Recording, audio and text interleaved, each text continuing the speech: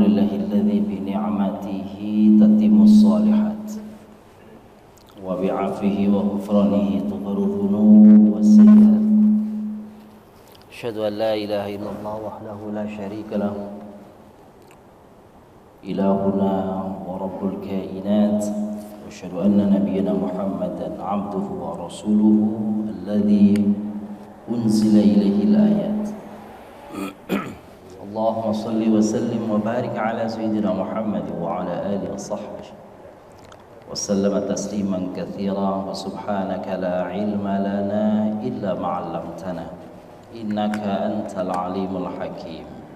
Tub 'alaina ya maulana innaka antat tawwabur rahim wa 'allimna min ladunka 'ilman nafi'a ya dzal jalali wal ikram. Ayuhas sadah wa sayyidat, bapak-bapak, ibu-ibu, jamaah kajian subuh Masjid Raya Asmaul Husna yang dimuliakan Allah, bersyukur kita kepada Allah SWT. Salawat dan salam kepada baginda Nabi besar Muhammad sallallahu alaihi wasallam, pada keluarga, para sahabat, para tabi'in dan tabi'in tabi'in, serta pada seluruh pengikutnya, termasuk kita semuanya, telah mendapatkan syafaat dari baginda kita Nabi besar Muhammad sallallahu alaihi wasallam. Alhamdulillah, di pagi hari ini kita kembali bersama-sama hadir dalam lanjutan kajian bulanan kita yang tadi disebutkan kajian sirah nabawiyah. Sebenarnya kita sudah tidak lagi secara spesifik membahas sirah nabawiyah, karena sirah itu artinya perjalanan atau sejarah. Kita sudah tuntaskan pada beberapa pertemuan yang lalu. Sekarang kita memasuki apa yang namanya adalah Syama'il Muhammadiyah. Jadi kalau dulu sirah Nabawiyah, sekarang namanya kajiannya Syama'il Muhammadiyah. Apa itu Syama'il? Syama'il itu jamak dari kata syamilah. Apa makna syamilah? Syamilah itu artinya karakteristik. Syamilah itu artinya alami. Syamilah itu artinya kepribadian. Syamilah itu artinya tindak tanduk. Kira-kira seperti itulah kita bicara Syama'il Muhammadiyah, berarti adalah tindak tanduk, perilaku, sikap, kepribadian, karakter alaminya Nabi kita Nabi Muhammad sallallahu alaihi wasallam. Dan alhamdulillah, di pertemuan pagi hari ini kita memasuki pertemuan yang ketiga dari rangkaian-rangkaian yang disebut di dalam kitab karya Imam At-Tirmidzi. Nama kitabnya sesuai dengan kajian kita, yaitu kitab Syama'il Muhammadiyah. Bisa membacanya Syama'il Muhammadiyah, bisa juga membacanya Asy-Syama'il Al-Muhammadiyah. Bapak-bapak, ibu-ibu yang muliakan, pada pertemuan kali ini kita akan mengenal dari dekat tiga hal saja yang sederhana dari yang diungkapkan oleh Al-Imam At-Tirmidzi dalam kitabnya. Jadi kajian kita bukan tematik, tapi kajian kita mengikut alur daripada tulisan kitab Syama'il Muhammadiyah. Jadi boleh jadi mungkin kita bisa temukan di dalam sumber-sumber yang lain tentang informasi yang berkaitan dengan itu. Tetapi saya hanya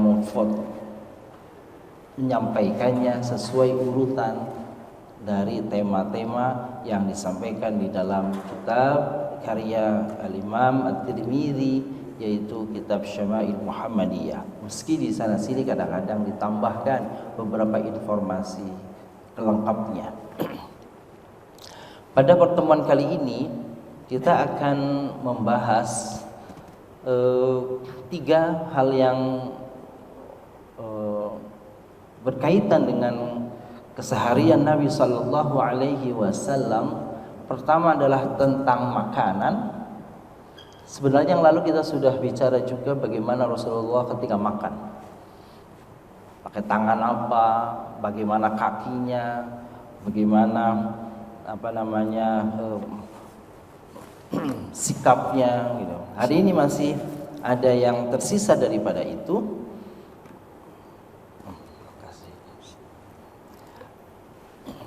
Jadi tentang makanan Rasulullah sallallahu alaihi wasallam. Lalu juga kita akan bahas juga minuman. Apa hal yang disukai, yang disenangi oleh Nabi sallallahu alaihi wasallam dalam kesehariannya. Dan sedikit nanti bicara tentang at-tatayyub atau tib an-nabawi. Membacanya bukan tibun nabawi tapi tibun nabawi. Berbeda keduanya. Itulah karakter bahasa Arab. Panjang membacanya tentu beda maknanya. Kalau kita membacanya tibun nabawi, maka itu berarti pengobatan Nabi sallallahu alaihi wasallam. Tapi kalau membacanya tibun nabawi, berarti adalah minyak wangi, minyak tib, minyak wangi, tatayyub gitu ya. Nah, itu wangi. Jadi 3 hal saja itu Bapak Ibu muliakan. Mudah-mudahan apa yang kita dapatkan dari pertemuan singkat di subuh setiap bulan kali ini terus memberikan pertambahan energi kecintaan kita kepada Nabi, rasa rindu kita kepada Nabi. Di samping itu bukan hanya cinta, rindu kepada beliau, berusaha juga di dalam keseharian kita kelak nanti bisa mencontoh apa yang dilakukan oleh Nabi sallallahu alaihi wasallam. Betul bahwa sebagian ulama membagi hadis Nabi itu ada hadis maksud saya sunnah ya, bukan hadis, sunnah. Jadi dibedakan antara sunnah dan hadis. Meskipun banyak yang mempersamakan. Apa itu sunnah? Segala sesuatu yang diambil dari sosok Nabi sallallahu alaihi wasallam yang berefek kepada hukum, itu namanya sunnah. Kalau hadis, ucapan-ucapan Nabi sallallahu alaihi wasallam baik yang berefek kepada hukum maupun tidak. Tetapi kalau sunnah di dalam menurut fuqaha al-usul ya, fuqahaul usul atau ulama al-usul, para ulama ahli fikih, maka kalau sudah mengkaitkan itu kata sunnah berarti ada efek hukumnya. Betul bahwasanya apa yang ada tertampil di dalam sosok Nabi sallallahu alaihi wasallam itu tidak seluruhnya itu dianggap sebagai sunnah. Misalkan cara Nabi berpakaian, gitu ya. Apa makanan Nabi? Itu sebagian ulama berpendapat bahwa itu adalah hal-hal yang sifatnya basyariah, sifatnya adalah ya Nabi sebagai manusia, gitu ya. Bagaimana makannya, apa yang dimakannya dan sebagainya. Tapi meskipun demikian, ulama juga bersepakat bahwasanya meski itu tidak secara spesifik dia adalah sunnah yang diberitakan oleh Nabi tentang apa yang dimakan, tentang apa pakaian yang digunakan. Tapi kalau kita meneladani, kita mengikuti karena kita cinta kepada Nabi, karena kita ingin mengikuti Nabi, maka ulama bersepakat niat mengikutinya itulah yang diganjar dengan pahala. Gitu ya.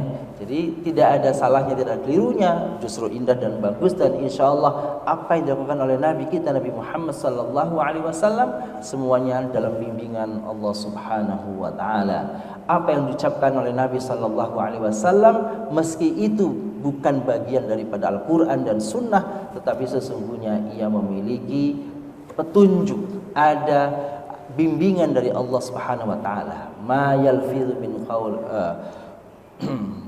ma yalfidhu min qaulin illa ladaihi raqibun atid. Itu adalah kita semuanya, tidak ada yang terucap kata-kata apapun yang keluar dari mulut kita kecuali ada yang mencatatnya.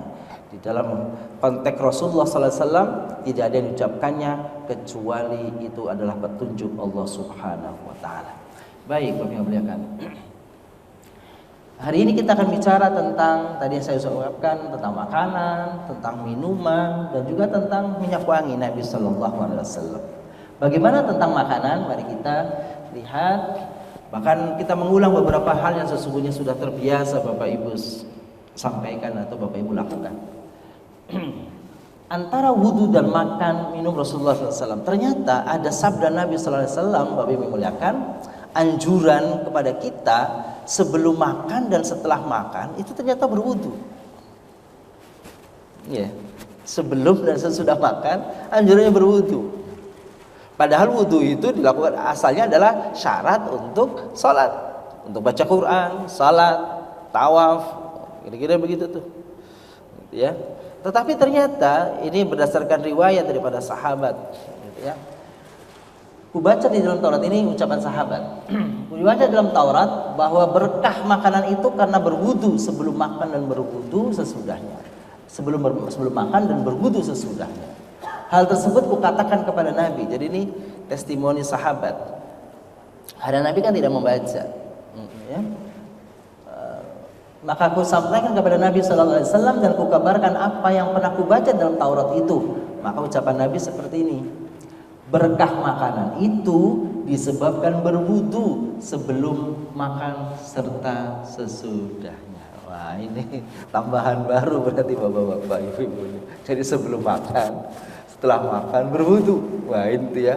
Tapi sebenarnya kita kan membiasakan diri kalau mau makan cuci tangan. Nah sekarang tinggal ditambahin aja. Kan gitu ya. Jadi kalau wudu lebih daripada cuci tangan, Bapak Ibu. Gitu kan? Sebab di dalam wudu ada sunnah apa? Sunnah tahlilu al-asabi'. Ada apa namanya? Al-madmadah wal istinsyaq. Ada berkumur dulu. Jadi kotoran-kotoran mungkin yang nantinya kelihatannya akan apa namanya? Mencampur hal yang enggak baik, maka dikeluarkan dulu. Maka ternyata subhanallah, kata Rasul, berkah makanan itu. Berkah itu apa? Berkah itu dari sisi agama berarti adalah kebaikan yang langgeng. Langgengnya kebaikan. Dalam konteks kehidupan sehat, bernutrisi, berenergi dan sebagainya. Maka hadis Nabi sallallahu alaihi wasallam ini, mungkin di antara Bapak Ibu ada yang sudah mendengar hadis ini atau melaksanakannya, paling tidak bagi yang sudah mengingatkan kembali, bagi yang belum, ini PR bagi kita. Kalau kita pingin, saya kira mengikuti meneladani Nabi sallallahu alaihi wasallam, apa? Wudu sebelum dan sesudah makan. Dan sudah di dalamnya sudah tentu tahlilul asabi' berarti menyela-nyela makanan. Menyela-nyela jari yang untuk kita dipakai untuk makan. Kanan kiri dan seterusnya. Nah ini ya. Doa makan, udah biasa saya kira makan. Tapi ada satu doa nanti ternyata Nabi membimbing kita dan beliau sendiri tunjukkan dan beliau sendiri teladankan dalam kehidupan itu nggak pernah lepas dari doa.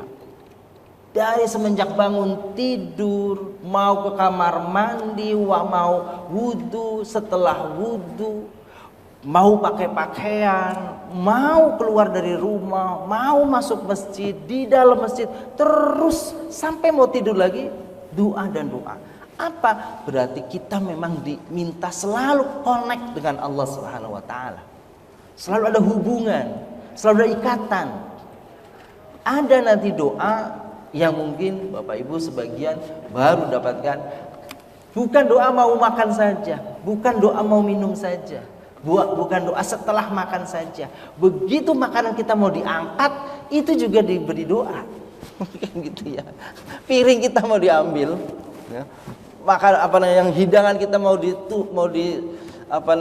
dirapikan, gitu. Itu ada doanya juga. Subhanallah. Itulah.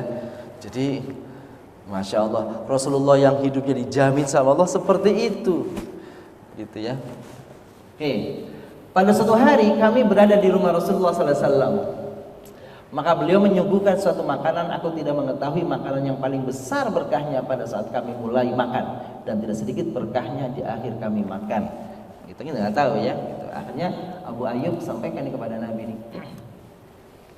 Wahai Rasulullah, bagaimanakah caranya hal ini bisa terjadi? Rasulullah SAW bersabda, sesungguhnya kami membaca nama Allah waktu akan makan. Kemudian duduklah seorang yang makan tanpa menyebut nama Allah, maka makannya disertai setan.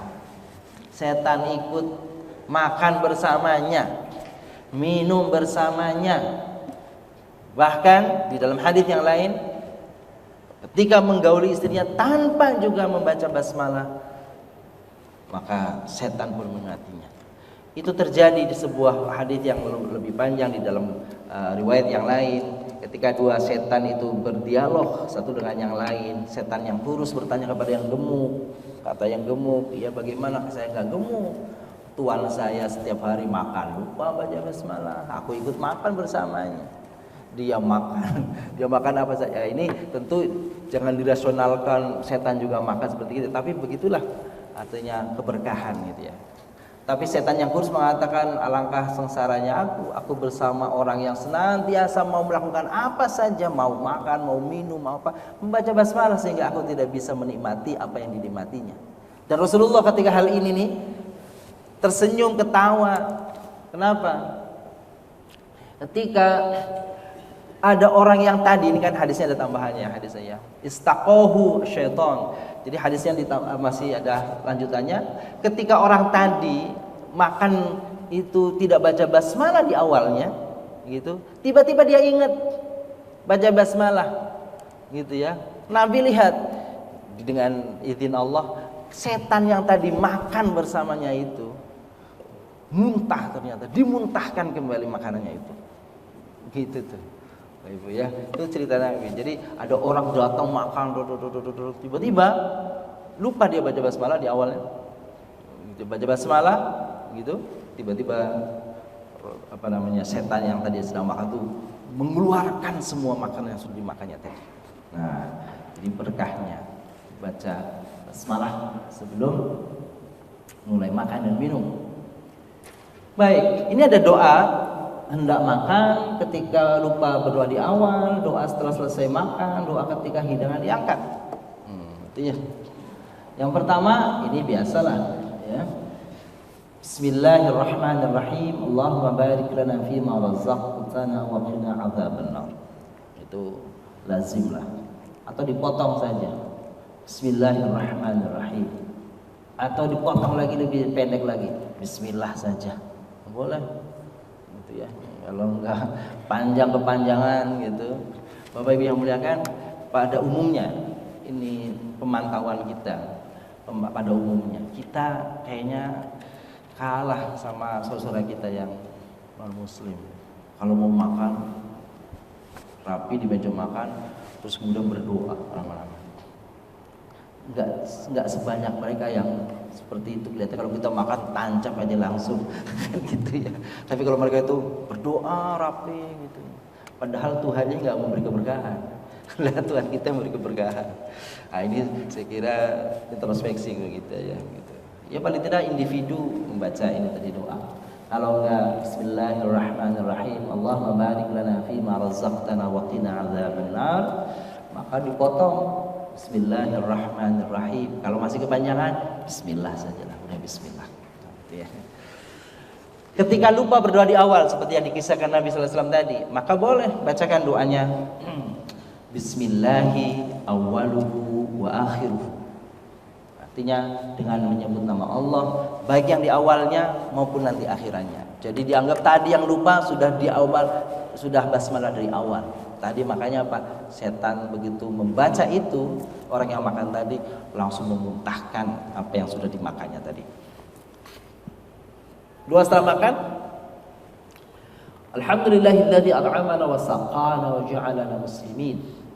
Ya. Segala puji bagi Allah yang telah memberi kami makan, memberi kami minum, dan menjadikan kami orang-orang yang tunduk, yang patuh, jadi orang muslim. Nah, ketika makanan diangkat, ini dia. Alhamdulillahi katsiran thayyiban mubarakan fihi ghairu makfi wala muwadda' wala mustaghnan anhu rabbana. Segala puji bagi Allah dengan pujian yang banyak, kebaikan, keberkahan di dalamnya yang tidak ya, ghairu makfin wala muwadda'in, tidak dikurangi ya, wala mustaghnan anhu, dan tidak menjadi bergantung kepadanya, karena makanan sesungguhnya adalah hanya sebagai penambah bagi kita energi, bukan menjadi segala-galanya menghamba kepada makanan. Ini dia dua-duanya. Sekarang baca basmalah. Apa faedahnya baca basmalah sewaktu mau makan? Ini tadi ceritanya sudah saya sampaikan. Wan Umayyah bin Makhshay as-sahabi radhiyallahu anhu qala kana Rasulullah sallallahu alaihi wasallam jalisan. Satu saat bercerita Umayyah bin Makhshay ya bahwasanya Rasulullah sedang duduk. Wa rajulun yaqul, lalu kemudian ada seorang makan, falam yusammillaha, tapi dia tidak mengucap basmalah. Hatta lam yabqa min ta'amihi illa luqmatan, sampai tidak tersisa dari makanan orang tadi makan dari awal itu kecuali satu kali suapan lagi. Terakhir, sendok terakhir kalau kita pakai sendok. Dari piring yang munjung tadi, yang penuh tadi, tinggal satu lagi nih, satu suapan. Gitu. Qala bismillahi awwalu akhiruhu, maka dia sekarang tersadar dan berucap bismillahi awwalu akhiruhu. Fadhahika Nabi, maka Nabi tersenyum. Nabi tersenyum atau tertawa. Dhahik itu kalau tabassama itu tersenyum, dhahik itu tertawa artinya. Tsumma qala ma zala syaitanu yaqulu ma'ahu, Rasul mengatakan tadi itu setan terus makan sama dia. Tuh, menikmati sama dia makannya itu. Falamma dzakara ismallah, ketika dia mengingat nama Allah, istaqahu ma fi batni, maka setan itu mengeluarkan semuanya apa yang sudah di dalam perutnya tadi, tak tersisa, dimuntahkannya semua. Nah, itulah. Kan Nabi sallallahu alaihi wasallam yaqulu ta'aman fi sittati min ashabihi. Suatu saat Rasulullah makan bersama 6 sahabatnya. Faja'a Arabiyyun, maka datang orang Arabi. Arabi itu beda dengan Arab. Kalau Arab itu orang Baduy, orang pedalaman. Kalau Arab orang Arab, tapi ke Arab itu Baduy. Faja'a Arabiyyun fa'akalahu bi luqmataini. Maka dia makan, kemudian makan dia dengan 2 suapan. Faqala Rasulullah sallallahu alaihi wasallam, amma innahu law sama lakafakum. Gitu ya. Kalau dia makan, dia baru 2 kali suapan, Rasulullah komentar kalau dia makan, maka semua makan itu cukup bagi kalian. Karena dia lupa baca basmalah, maka makan itu menjadi berkurang untuk kalian. Jadi kalau lupa baca basmalah itu takutnya makan kesetanan, lupa gitu ya. Maka baca basmalah itu bisa merem kita, ingat gitu ya. Baik, kita lanjutkan. Perbedaan tentang makna tasmiyah. Nah, ini tadi saya sudah ungkapkan di awal. Ada orang berbeda pendapat. Yang dibaca itu bismillahirrahmanirrahim atau bismillah saja. Waktu mau makan, waktu mau minum, saya mau minum, ini baca bismillah atau bismillahirrahmanirrahim. Tuh ya.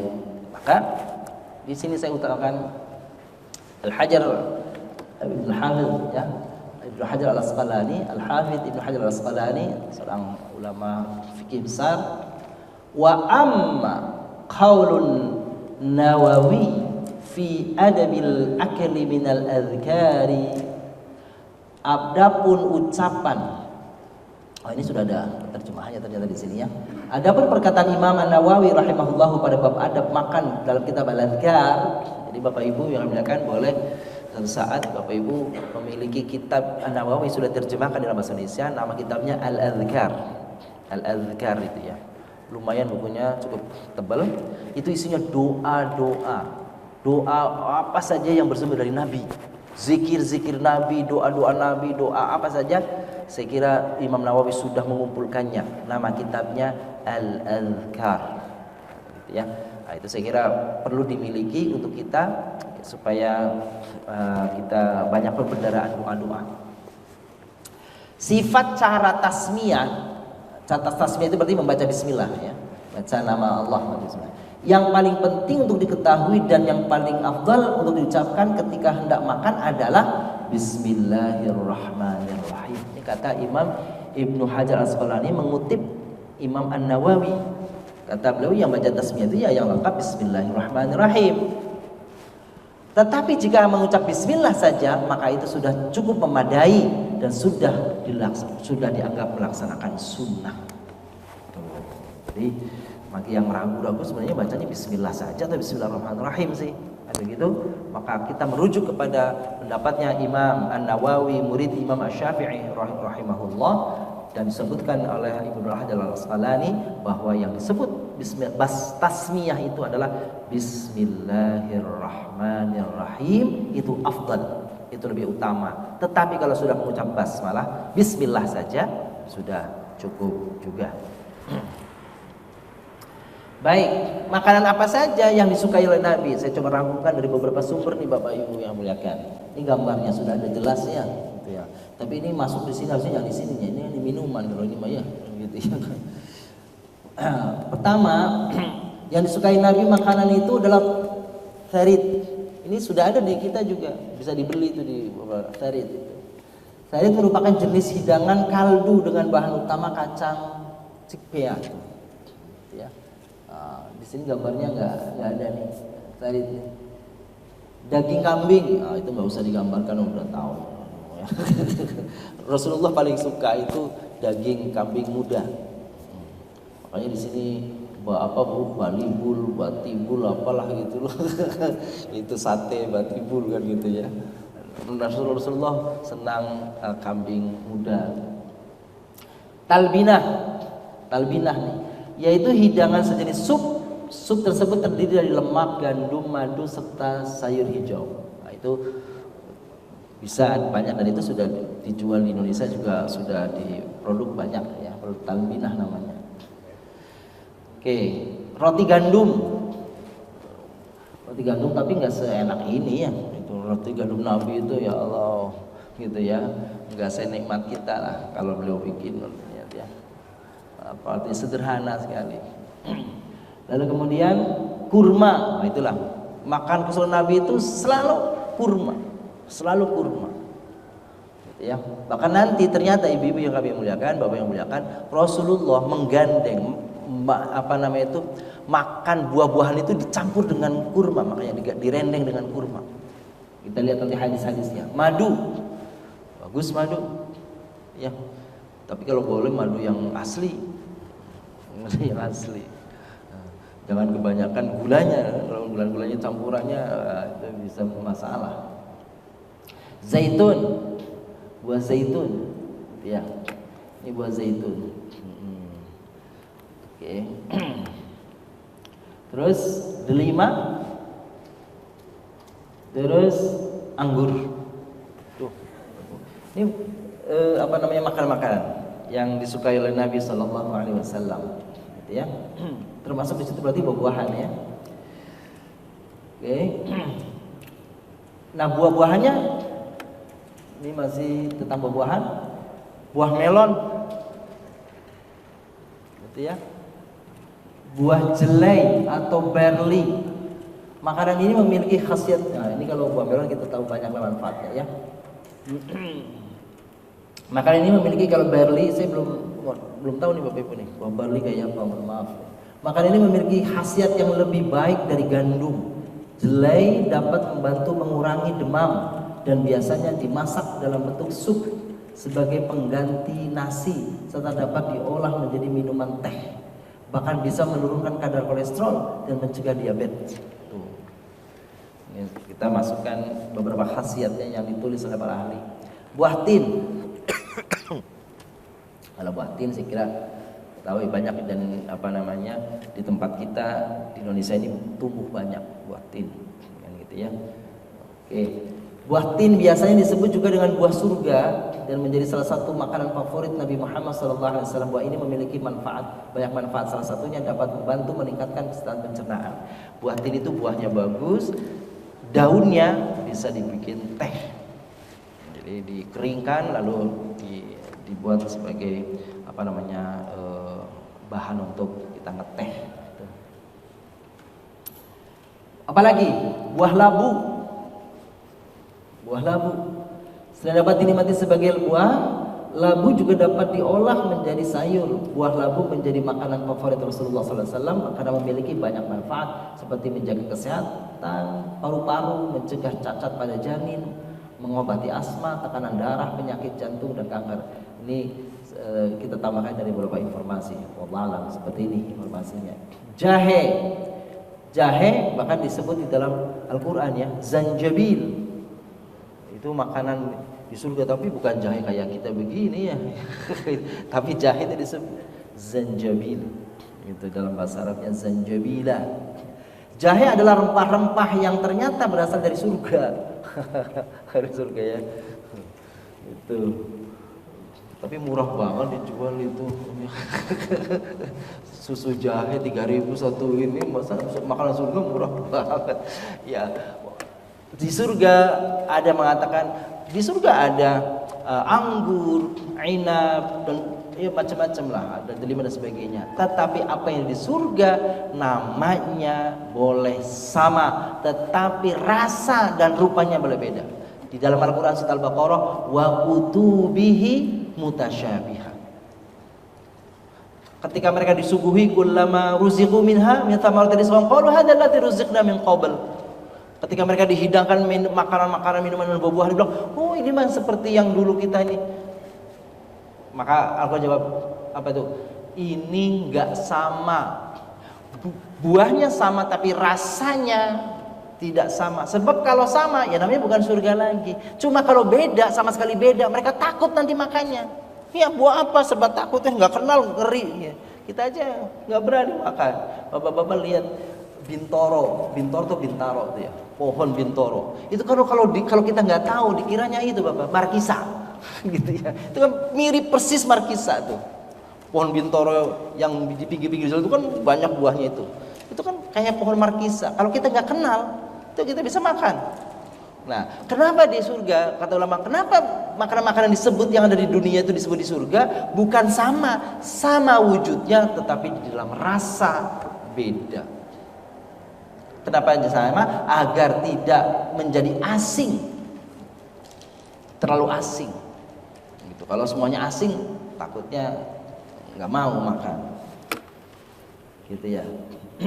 Jahe berkhasiat untuk pencernaan sendi, peredaran darah, meringankan gejala flu, dan masih banyak manfaat yang lainnya. Dijelaskan di dalam surah Al-Insan, ini dia ayat 17, Allah berfirman, dan mereka dalam surga itu diberi dari jenis ya, minuman yang campurannya adalah zanjabila. Oke, itu beberapa bentuk makanan sebagainya minuman yang disenangi oleh Nabi Shallallahu Alaihi Wasallam. Masih berlanjut sekarang minuman. Rasulullah ternyata bapak-bapak yang muliakan, minuman yang paling disukai Rasulullah adalah minuman manis dan dingin. Tapi ada yang mengatakan dingin itu bukan dingin es, gitu ya. Dingin itu mengatakan adem, gitu ya. Tapi kawan saya selalu dia suka es, apa es, pagi malam bangun tidur minum es. Lalu diingatkan itu bahaya nanti. Apa? Di dalam doa saja, doa-doa bapak-bapak yang kemudian ibu-ibu kalau mendoakan mayit apa tuh? Allahumma naqqini minadz-dzunubi wal khotoya kama yunaqqat tsaubul abyadu minad danas. Allahumma ghsilhu bil ma'i wa thalji wal barad. Apa itu artinya? Allahumma ghsilhu, ya Allah bersihkan dia, mandikan dia. Mayit maksudnya, dan doa nanti nih saudara kita yang meninggal ini, ya Allah bersihkan dia dari kotorannya, bil ma'i dengan air, wathalji dengan es, wal barat dengan embun. Kalau itu bahaya nggak mungkin disebut, katanya begitu. Jadi percaya saja, pokoknya perut kita sudah dibikin sama Allah udah bisa. Jadi dia pengkonsumsi es luar biasa. Terus ketika itu dia pakai ini hadis ini nih, Rasulullah saja senangnya itu minuman yang manis dan dingin. Jadi saya ngikutin Rasulullah, oh iya boleh silakan kan gitu ya. Kalau kita nggak cocok jangan. Jadi pagi-pagi bangun tidur langsung es. Kalau makan mesti es dan sebagainya. Ya itu pilihan ya Bapak Ibu. Kalau sebagian menurut orang kan sebaiknya ya lihat kondisi tubuh kita, bagaimana kemampuan tubuh kita beradaptasi dengan itu. Baik, kita lanjutkan. Jenis minuman yang disukai Rasul Sallallahu Alaihi Wasallam. Di sini kalau kita temukan di sini hanya 2 kalau tidak salah atau 3 ya. Aisyah radhiallahu anha menuturkan ini tadi itu yang saya sebut di tampilan sebelumnya, ini hadisnya nih. Kana ahabbu syarab ila Rasulillah Sallallahu Alaihi Wasallam al-halwa wal barid. Minuman yang paling disukai Rasul yang dingin dan manis. Gitu ya. Maka Rasulullah sana itu madu kadang-kadang dicampur dengan air. Apalagi kurma dengan air. Nanti kita lihat ya. Ini syarab. Syarab itu artinya minuman. Kalau sudah menjadi bahasa kita, sirop. Sirop. Iya, itu bahasa Arab, itu sirop. Sirop, syarab. Ibnu Abbas pernah berkata, minuman yang paling disukai Nabi adalah susu. Ibnu Qayyim Al-Jauzi rahimahullah mengungkapkan dalam kitab Zadul Ma'ad, jika dua sifat dingin dan manis terhimpun dalam satu minuman akan memberikan manfaat yang sangat besar bagi tubuh, membantu proses pencernaan dan penyaluran saripati makanan dengan sempurna, mencairkan dahak, mencuci dan membasmi bibit penyakit di lambung, menetralisir sisa-sisa makanan serta menstabilkan kehangatan lambung. Di samping itu juga sangat bermanfaat bagi hati, ginjal dan kandung kemih. Begitu saya hanya mengutip manfaatnya. Wallahu a'lam. Apalagi yang disukai oleh Nabi dari sisi minuman? Ini dia, nabiz namanya. Nabiz ya, air nabiz. Kalau tadi ini air dingin ya. Air dingin maksudnya adalah air dingin campuran dengan yang bisa membuatnya manis seperti madu, kismis, kurma atau gula. Ini lebih bermanfaat bagi tubuh dan bisa menjaga kesehatan. Ini yang tadi masih. Air nabiz adalah air rendaman kurma atau yang saat ini dikenal dengan sebutan infus water. Oh, sekarang kan infus water ya. Apa aja diinfus? Taruh situ. Kan gitu ya. Apa timun, iya, lemon, iya, masuk aja semua situ. Gitu ya. Ya asalnya dulu ini nih korma gitu ya. Kini infus water kebanyakan menggunakan buah-buahan seperti strawberry, lemon, apel dan sebagainya itu kan. Bapak Ibu apa aja dimasukin. Gitu ya. Tapi belum pernah denger ya infus waternya pakai duren. Enaknya di sop duren mah ya. Gitu. Ini manfaat air nabiz. Ini bagus Bapak Ibu. Cuma kadang-kadang gini, di dalam dulu kita baca sirah nabawiyah, Nabi itu membuat nabiz itu 2 kali. Pagi dan sore. Taruh sore, buat sore untuk pagi, buat pagi untuk sore. Jadi kita pagi ini Rasulullah minum dari yang malam. Kurmanya diletakkan di di cangkir atau di gelas. Nanti kita lihat gelasnya Nabi seperti apa, tempat minumnya Nabi seperti apa, lalu disimpan semalaman, lalu paginya diminum. Lalu beliau bikin pagi, disimpan sampai sore, sorenya diminum. Itu air Nabi, kurma yang ditaruh di dalam air diendapkan, dan itu lebih mudah dicerna oleh tubuh dan baik. Nah, cuma kalau yang nggak biasa agak aneh gitu ya. Biasa enakan langsung kormanya aja kan gitu ya. Nah, itu pilihan. Manfaatnya mencukupi kebutuhan cairan tubuh karena kan air ya. Terus meningkatkan energi dari kurmanya, melancarkan pencernaan. Terus ada manfaat-manfaat kurma. Banyak sekali kurma itu, Bapak-bapak Ibu yang muliakan, mengontrol gula darah, mencegah penyakit. Ini diantara manfaat air nabiz ya, infused water dari kurma. Nah, inilah tempat minum Nabi Shallallahu Alaihi Wasallam. Jadi tempat minum Nabi diriwayatkan oleh Anas bin Malik, ya, memperlihatkan kepada kami tempat minum yang terbuat dari kayu. Kalau saya menduga itu kayak batok kelapa. Kalau di kampung dulu Bapak Ibu, kita minum sebagian kan dari batok ya. Kelapa itu dibelah 2 terus jadi. Bahkan centong apa begitu ya, centong sayur, centong apa dari batok kelapa itu ya. Dari kayu, tempat minuman itu tebal dan dililit dengan besi. Gambarnya seperti ini, saya ambil gambarnya. Ini dulu, keterangannya dulu. Kemudian Anas menerangkan, wahai Thabit, inilah tempat minum Rasulullah. Sungguh ke dalam cangkir ini kutuangkan berbagai minuman untuk Rasulullah SAW. Air nabis, madu, susu. Pokoknya di situ semua. Gitu ya. Bayangkan Nabi itu kamarnya istrinya itu kan ya kamar ya dapur ya apa sama situ. Tuh Bapak Ibu yang bilang begitu tuh. Kayak mangkok. Ini kayu, ini besi luarnya. Seperti itu. Tempat minum Rasulullah Sallallahu Alaihi Wasallam. Lanjutkan. Cara minum Rasulullah, Bapak Ibu. Wah, ada gambar nih. Iya. Minum apa kira-kira nih? Itu air Zam-Zam ya. Ini ada yang sedang berdiri, ada yang sedang duduk. Gitu ya. Sungguhnya Rasulullah SAW menarik nafas 3 kali pada bejana bila belum minum. Jadi nafas 3 kali. 3 kali ini ada persepsinya bukan 3 kali terus minum. Ada yang mempersepsikannya 3 kali minuman, 3 kali tarikan nafas. Jadi bismillah gitu. Berhenti, minum lagi.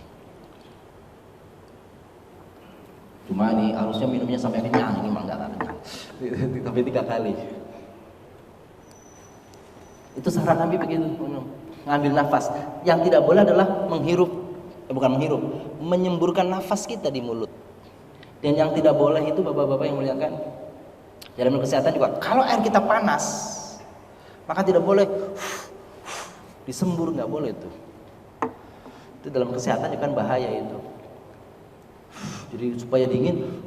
Dan ini ibu-ibu tuh beli bubur, beli makanan untuk bayinya, masih panas, ibunya, wah itu bahaya itu. Belum tahu bahwa itu sesungguhnya kan berbahaya itu, yang dikeluarkan dari nafas kita itu. Ya. Jadi beliau minum 3 kali, ya. Baik minum Zam-Zam maupun yang lain. Beliau bersabda cara minum seperti ini menyenangkan dan menimbulkan kepuasan. Sekali ngambil nafas, minum yang kenyang. Tapi jangan dihabiskan. Kalau ini mau misalnya haus 1 cangkir ini jangan dihabiskan sekali, 3 kali. Itu sunahnya 3 kali. Itu. Tapi kalau misalnya botol besar jangan. Harus 3 kali enggak juga. Ya, paling tidak 3 kali. Bapak Ibu yang bagus minum itu berdiri atau duduk? Duduk ya. Duduk. Kan bilang la yashrabanna ahadukum qa'iman. Jangan minum sambil berdiri. Itu tidak berlaku kalau minum air Zam-Zam. Sesungguhnya Rasulullah sallallahu alaihi wasallam minum air Zam-Zam sambil berdiri. Jadi ya yang ini boleh, yang ini jangan duduk ente minum Zam-Zam, minum. Kalau Zam-Zam boleh. Karena Rasulullah pernah mencontohkan minum air Zam-Zam sambil berdiri. Bukan harus, boleh berdiri. Gitu ya. Kenapa orang kalau secara umum minum itu mesti duduk? Dalam yang saya baca dalam kesehatan, ternyata di rongga kita ada katup itu, yang itu akan berbahaya ketika kita sedang berdiri minum dan pas lagi tidak tepat, maka itu akan mengganggu pernafasan kita dan tersedak dan bisa menimbulkan bahaya bagi tubuh. Makanya kalau minum dalam keadaan rileks, duduk itu rileks, gitu. Maksudnya rileks. Kalau berdiri itu dalam keadaan tidak rileks. Kita lanjutkan Bapak Ibu. Manfaat minum 3 kali teguk. Ya, 3 kali teguk. Banyak manfaatnya ya, gitu ya. Nah, sekarang bahayanya apa? Bahayanya nih. Jika minum sekali teguk maka akan berbahaya bagi kesehatan. Ya, tentu saja. Minum dengan sekali teguk dapat merugikan organ tubuh bagian liver dan perut. Terlalu kerja keras dia. 3 minum dengan sekali teguk dapat menyebabkan kita tersedak hingga dapat melemahkan otot dan syaraf. Nah, itu yang ini baik duduk maupun berdiri, sekali minum 3 kali itu nggak baik. Kalau minum semuanya dalam 1 gelas nggak bagus. Jadi yang bagus adalah pilah menjadi 3 kali minuman. Gitu ya Bapak Ibu. Buah-buahan yang disukai Rasulullah SAW apa saja buah-buahan yang disukai Rasulullah? Sebagian tadi sudah Bapak Ibu muliakan. Ini yang tadi belum disebut sebagiannya. Nabi SAW menurut riwayat Aisyah radhiyallahu anha memakan kitsa. Kitsa.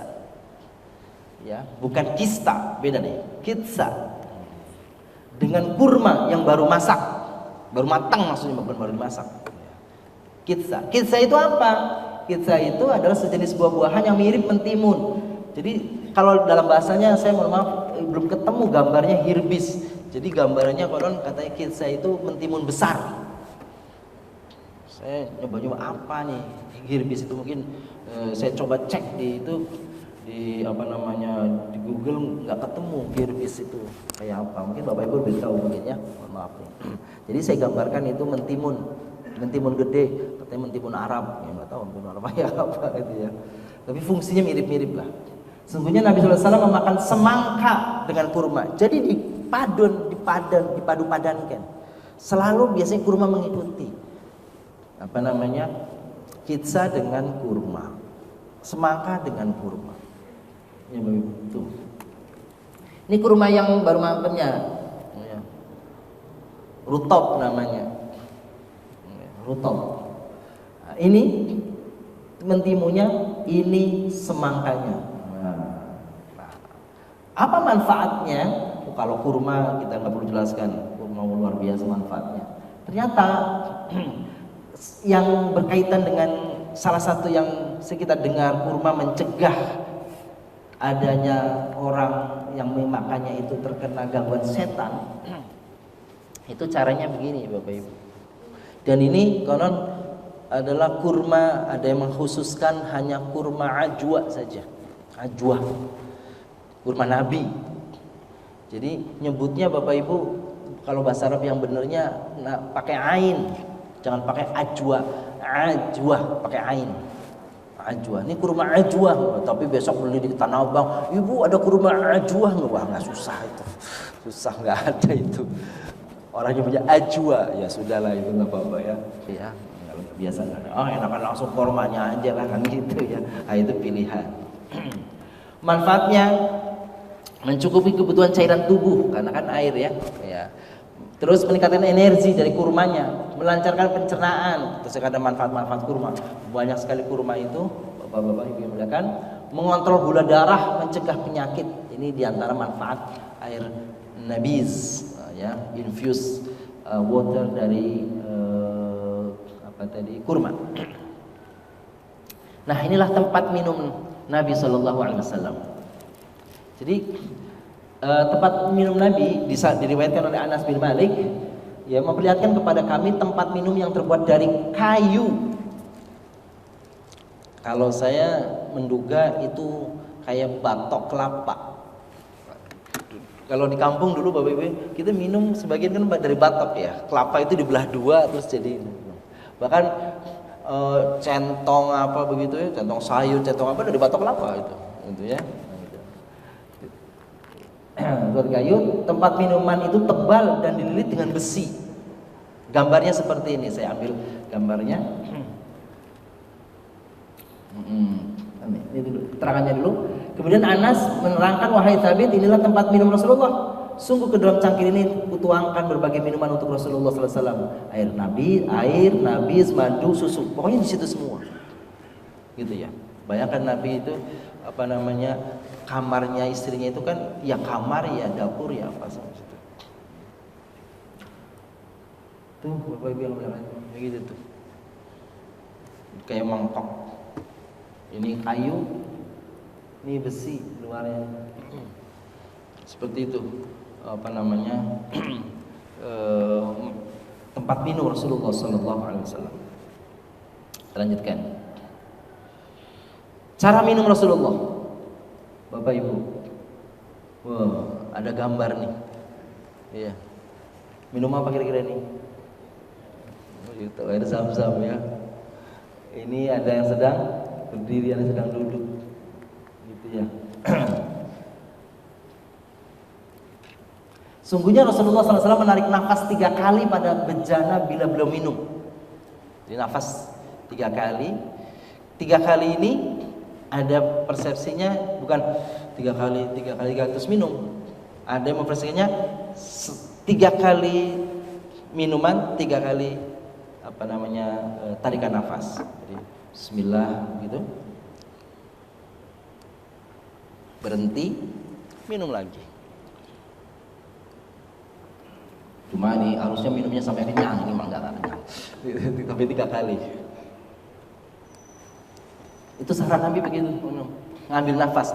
Yang tidak boleh adalah menyemburkan nafas kita di mulut. Dan yang tidak boleh itu bapak-bapak yang muliakan, dalam kesehatan juga, kalau air kita panas, maka tidak boleh disembur, nggak boleh itu. Itu dalam kesehatan juga kan bahaya itu. Jadi supaya dingin. Dan ini ibu-ibu tuh. Yang ketiga, garis-garis, kan ada garis-garisnya itu kurma, ini tuh kurma lagi, semangka itu garisnya harus tegas. Itu menunjukkan bahwa dia sudah tua. Yang terakhir, dia belum terakhir.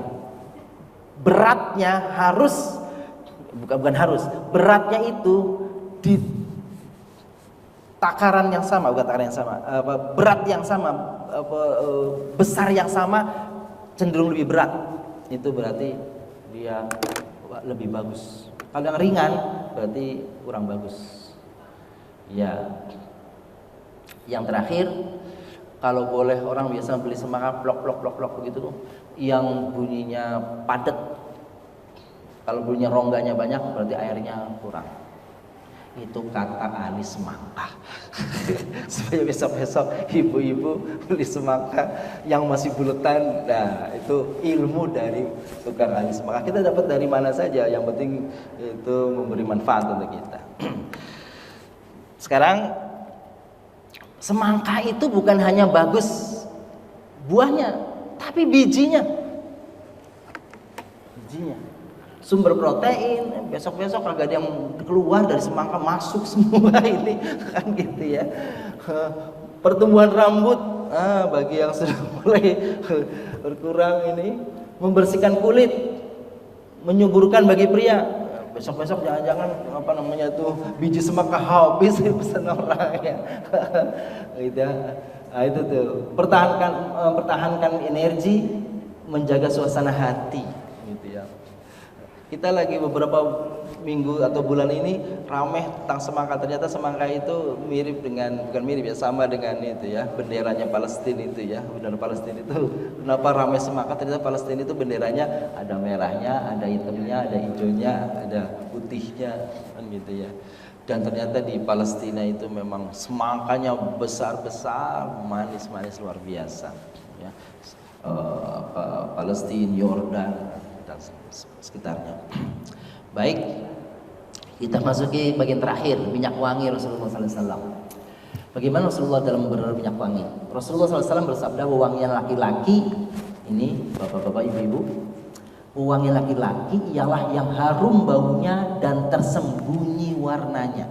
Saya kurang paham nih, tersembunyi warnanya. Saya tahu namanya minyak wangi ya, semuanya tersembunyi ya warnanya. Sedangkan wewangian wanita ialah yang cemerlang warnanya dan tersembunyi baunya.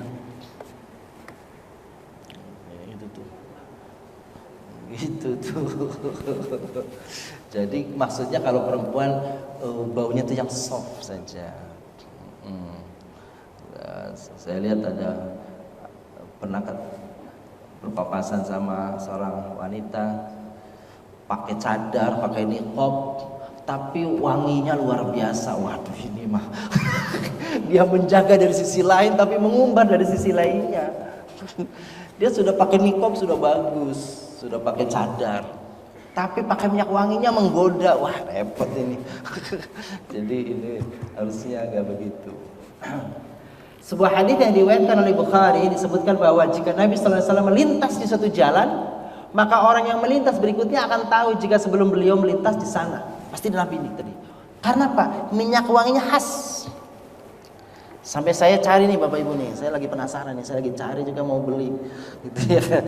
Setelah membaca ini saya mau cari, wah yang mana sih gitu. Tapi harusnya kayaknya di Arab ini. Kalau di Tanah Abang ditipu nih takutnya. Gitu ya. Anas juga mengatakan, belum pernah aku mencium bau minyak wangi parfum apa saja seharum aroma parfum Rasulullah SAW. Ketika di googling ada beberapa sumber yang menunjukkan bahwa minyak wangi Nabi itu paling tidak namanya Bapak Ibu ya. Namanya kita tahulah dalam banyak hadis. Apa itu? Misk, rihal misk, misik. Bahasa Indonesianya kesturi. Tapi kesturi-kesturi yang ada di sini nggak enak tuh. Ini minyak kesturi. Kok nggak enak, berarti bukan yang sebenarnya ini nih ya. Nah, minyak kesturi itu kalau di Inggriskan itu apa? Itu ya. Itu musk oil. Gitu ya. Natural musk oil. Seperti itu.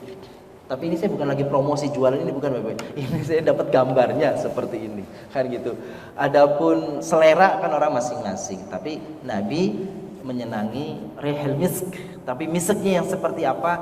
Mungkin Bapak Ibu sudah menemukan sebagiannya yang tidak bercampur dengan yang lain-lain sehingga aromanya tidak menyenangkan. Kalau Nabi, tubuhnya Nabi saja, kalau di dalam nanti Bapak Ibu suatu saat misalnya masuk ke dalam Ma'rad Nabawi ya, museum Nabi, itu dijelaskan bahwa tubuh Nabi saja belum pakai minyak wangi sudah wangi.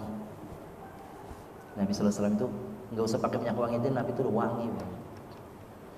Itu ya, itu beliau, subhanallah. Terakhir, alhamdulillahi rabbil alamin. Demikian Bapak yang muliakan bahasan kita 3 hal tentang apa yang kita dapatkan dari pribadi Nabi SAW, entah makanan, entah minuman, dan minyak wangi tadi. 3 hal ini mudah-mudahan memberikan pemahaman, pencerahan bagi kita, dan syukur-syukur ada niatan dari kita untuk bisa mengikuti apa yang dilakukan oleh Nabi SAW. Sebelum ditutup, apa ada yang ingin ditanyakan? Sekiranya ada. Alhamdulillah kalau tidak ada, dan kita sudah rasanya sudah masuk waktu syuruk ya. Sudah masuk syuruk, alhamdulillahirabbil alamin. Mari kita akhiri pertemuan kita di pagi hari ini bersama-sama membaca kafaratul majlis. Subhanakallahumma wa bihamdik, asyhadu an la ilaha illa anta, astaghfiruka wa atubu ilaik. Mohon maaf. Assalamualaikum warahmatullahi wabarakatuh.